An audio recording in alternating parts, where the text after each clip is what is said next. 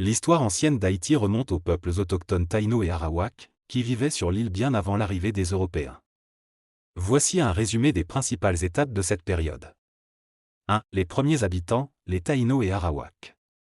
Avant l'arrivée de Christophe Colomb en 1492, l'île d'Haïti, appelée Haïti par les Taïno, était habitée par ces peuples amérindiens. Ils vivaient de l'agriculture, de la pêche et de la chasse, et avaient une société bien organisée avec des chefs appelés caciques. 2. L'arrivée de Christophe Colomb, 1492. Le 5 décembre 1492, Christophe Colomb débarque sur l'île et la nomme Hispaniola. Il y établit la première colonie européenne du Nouveau Monde, la Navidad. La colonisation espagnole entraîne l'exploitation et l'extermination progressive des Taïnos à cause des maladies, du travail forcé et des mauvais traitements. 3. L'exploitation espagnole et l'arrivée des Africains, XVIe siècle.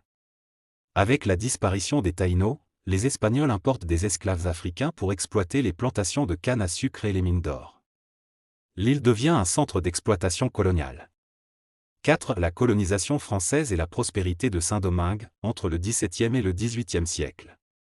Au XVIIe siècle, les Français s'installent dans la partie occidentale de l'île, et en 1697, le traité de Ryswick leur cède officiellement cette partie, qui devient Saint-Domingue, une colonie très riche grâce aux plantations de sucre, de café et d'indigo, cultivées par des esclaves africains. 5. Vers la Révolution haïtienne, XVIIIe siècle. Les inégalités sociales et la brutalité du système esclavagiste entraînent une série de révoltes, culminant avec la Révolution haïtienne en 1791, menée par des figures comme Toussaint Louverture, Jean-Jacques Dessalines et Henri Christophe. Cette période ancienne marque la fondation de la nation haïtienne et prépare le terrain pour l'indépendance d'Haïti en 1804, faisant du pays la première république noire libre du monde. Tu veux plus de détails sur une période spécifique ?